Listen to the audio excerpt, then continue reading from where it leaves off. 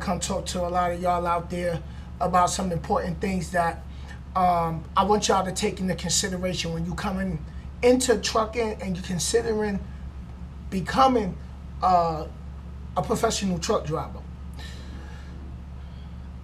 The first thing first I want to talk about is these schools. When you go to school, when you go to the CDL schools, a lot of them is only going to give you the basics of information that you need to be able to pass that road test. Your real training don't start until you actually get out here on the road with a trainer. And that's when you really learn everything. How to slide your tandems. You should be learning how to slide your tandems. You should be learning how to back up under your trailer properly. You should be learning how to edit your Qualcomm or your Zonar if you come in the night. You should be able to learn how to run your clock efficiently. You should be able to know how to do your map, your trip planning. You should be able to know the proper way to inflate your tires, what your tires PSI should be. You should be able to know all your macros, how to go through your Qualcomm and break that down. You should be able to understand about your recaps, what the 34-hour reset is, how to run your trips. If you got a 1,000-mile trip, you know that you can do 500. If you got a 1,500-mile trip, a 2,100-mile trip, 25, 3,000-mile trip, 3,100-mile trip, and you got a certain amount of days, you should be able to know how to run it. You should be able to have your logbook up to date and logged correctly. Now, when you do your logbook, you're supposed to log 15-minute pre-trip, 15 minutes for loading, 15 minutes unloading, 15 minutes while you at additional stop, which still will be loading or unloading. You should be logging for 15 minutes for getting fuel. And some companies want you to do 15 minutes for a post trip at the end of the day. If you get stopped to do a DOT inspection, guess what? 15-minute DOT inspection. You clock that. That's not off-duty activity. That's still work-related activity. Now, another thing. A lot of y'all go to companies and you get a load that's overweight. What I mean by overweight, the gross weight of the vehicle is 80,200 and some change. And the company will say, hey, oh, you can run that. If you get an overweight fine, we'll pay for it. I don't think so. Do not run that. And what you can do is you can actually pull up a DOT weight station that's along your route you're traveling. And guess what? You pick this phone up, or you do this, and you call DOT, and you say, hey, listen, I have a load that's such and such amount of weight, and my company is telling me that I can run it. You know, you can keep your company anonymous for that moment at the phone call, or it's up to you. It's personal choice, however you want to do it. And say, hey, my company is telling me if I run this and I'll get pulled into a weight station, this is my gross weight. You know, they might ask, do you got an APU? Is that fuel? I don't know. I never called them, but I am going to make that attempt one day. I'm just going to call because I want to see how that works. And then I can do the video for y'all to really know what DOT will tell me. So when your company try to get you or be like, hey, run that, you be all right. If you get an overweight fine, we'll pay for it. But what you need to find out is, okay, that overweight ticket, okay, the company might pay for it, but does that go on your doc report? Does that go on your CSA? Do you get CSA points for that? That's what you need to find out, because if that goes on your CSA, guess what? You leave that company and you come tonight, or you leave Warner and you go to this company over there, guess what? That's on your record. Because at the end of the day, you know the rules. The rules said do not have that vehicle over 80,000 pounds. It's called the bridge formula. That bridge formula is when you start taking, your steer axle weight, your drive axle weight, your tandem axle weight, and that's where that gross combination vehicle weight rate comes in. And you got to know these rules. And where do you find these rules? I'm in the hotel right now. I don't got the book, but I am going to do the video. In that green and white regulation book, that's the DOT guidebook. That's the Bible to DOT. Use that book. Study that book. I'm going to break that book down. Your GPS is supposed to be at the top of your windshield, not down in the middle, not down in the left, because DOT actually can cite you for that. Obstruction of view. That's why if you go and I don't know if I have a video with where my GPS is at now in my truck, but I'm going to show you that. And it's actually in that green regulation, that green and white regulation book that you get from when you go to truck school and your company gives you. And if you ain't got one, you can go in any truck stop and buy it where they sell the log books. Another thing, when you on the truck and you get out for training, you're supposed to have extra log books. What I mean by extra log book, let me correct myself, because I know somebody gonna be like, extra log books, they gonna look at you like you trying to run illegal. No, get a log book, because your Qualcomm or your Zonar, like what we got here at night, can go down. You got to be able to still log your drive time. So these is the things that's important for all of you new drivers coming in this industry. And another thing I want to touch is, if you at a company and you've been running hard as a company driver, and then all of a sudden they starting to try to force you to do lease, don't let that company convince you, oh, you should do lease, you'll be good, oh, you should do lease. No. That should be a personal choice of yours when you feel you ready for that move. Knight does not sit and force drivers to do lease. Knight says, okay, well, you got to meet these qualifications before we can even approve you to do lease purchase. Don't allow a company to force you into lease, because what's going to happen is you're going to get your rear end handed to you. Another thing I want to touch on, these semi-trainers. Being with a semi-trainer, that's the name for it. That's the new name, semi-trainers. The trainers that only drive, don't worry about it. Drive, don't worry about it. Oh, what about the tandem? Don't worry about it, I got it. No. You should be doing everything. You should be putting in the paperwork, loaded call. You should be doing the empty call. You should be doing the arriving at the shipper, delayed at the docks. You should be doing all this. Your trainer should be showing you all this. Your trainer should be telling you all this. But since these semi-trainers don't want to tell you that because they want you to just drive so they can make a paycheck, of course, I'm going to have to tell you.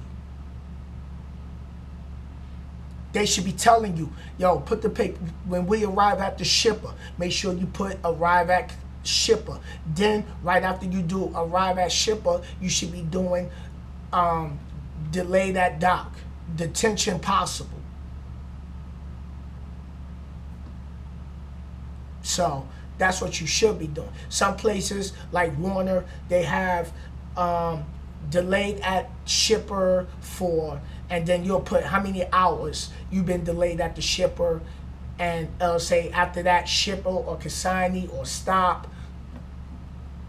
So that's another thing your trainer should be showing you. But if you got a semi-trainer, you know, a semi-trainer that gives you half the information, they don't train you fully. They leave you just to drive and, you know, to be a driver. Now, another thing you should be looking for when you come out here in trucking, when you with a trainer, and understand this. A trainer that's going to have you doing backing maneuvers. Don't let a trainer sit there and constantly keep backing that truck up, because guess what? You don't learn how to back up. You're going to get on training by yourself, and you're never going to know how to back. You're going to be out there fighting and struggling and frustrating yourself, and you're going to either want to quit or you're going to damage something, and guess what? Now you got a preventable on your record because you damaged somebody's equipment. You hit another person's truck. Or you can get out here, hit somebody's truck, and almost get in, and possibly could get into a fight. Yesterday, I was at a truck stop. I seen a USA driver. I'm standing in front of the truck stop, me and my boy Mike, and we just talking, and then on Sunday, I just see a truck do this. So I'm like, okay, you know, I'm thinking the driver's in the sleeper on something else, but come to find out, it was a USA truck backing up, bumped in the back of the flatbed, and made the sleeper shake. Guess what? That driver got out his truck, that flatbed driver got out his truck with socks on and walked to that USA driver and went around the driver's side to talk to that driver. Why? Why he hit the truck? For one, he did not even get out to look. Go. Get out and look.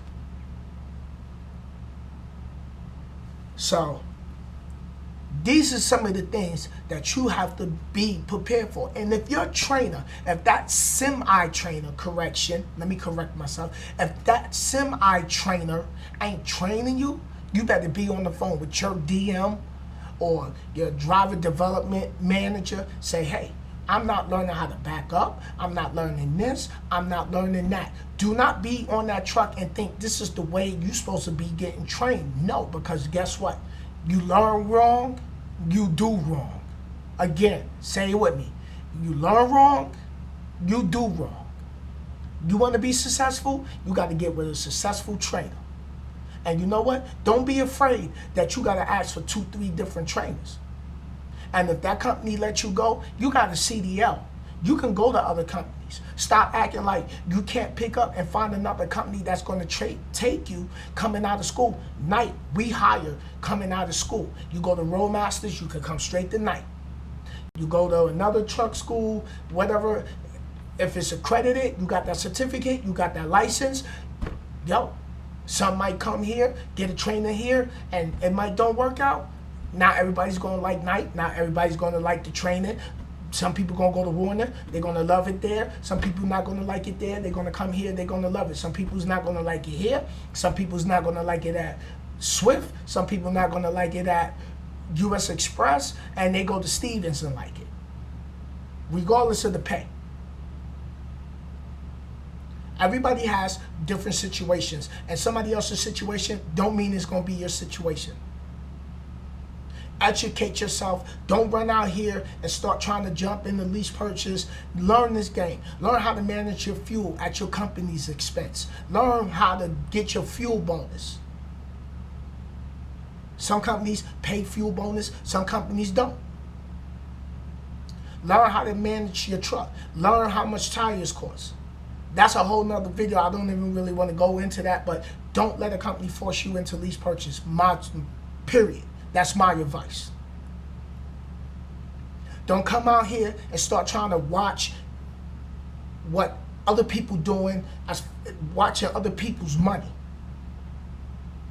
Don't be quick to want to jump from this company and go over here to this company, then you go back to this company, then you go over here to this company, and then you want to set up something with this company. You never show up for orientation. No, because you look a hot mess. And you're unprofessional. So, at the end of the day, your work ethics will speak for itself. You don't got to jump around like, hey, look at me. Hey, hey. Your work ethics will speak for itself. And you'll see it. You'll see it. You'll see the jumping. You'll see the jumping. And when you jump around from this company, that company, here, there, you unloyal. It shows other carriers you're not loyal. You didn't even really put in no time. Okay, some of y'all gonna come out here, y'all gonna be at a company, you're gonna be like, yo, Sen, I ain't getting no money. I'm gonna be like, how many months you got? Some of y'all gonna be at a company for 3 months. I'm gonna be like, man, do the application, come tonight. And one more thing before I wrap this video up, and I think I'm gonna probably make a part 2 to this to really start dropping this even more deeper. Pennies in this game count. You can do 1,100 miles, 11,000 miles in a month and get paid 28 cents. You can have all the miles you want, but with the less pennies you have, the less your check is. The more pennies you got, the more miles you got, the bigger your paycheck is. Some of y'all is not going to make $1,000 out here when you first start, depending on what company you go to and how much cents per mile. Because some of y'all run out here, y'all go to a company because y'all like the color of their trucks. Really? I spoke to drivers I spoke to potential future CDL drivers that said, oh, I'm going to Stevens because I like the color of their trucks. I like the way their trucks look. I like the black trucks. Forget what the pay was. Oh, I like US Express because I like that red. Oh, I like this, I like that. Oh, I like going here because of this, because of the color of this. But don't ask how much you getting paid loaded, how much you getting paid to deadhead, how much you getting paid for detention, layover, and other things that I'm going to break down in future video. But I already know this video is kind of long, and I just wanted to drop some more knowledge on you. I'm going to drop another video right behind this. So please thumbs up the video, subscribe, share the video with friends, post it in Facebook and stuff like that. Leave your comments, and I will continue to bring y'all some more information in my next upcoming set of videos. And you already know who this is, your boy Sinnizter, and I wish y'all all the best. Stay focused, stay hungry. Don't let somebody tell you that you can't accomplish anything in life, because you got the power to do whatever you want as long as you keep your mind and you keep your focus on your goals and your dreams. You hear me?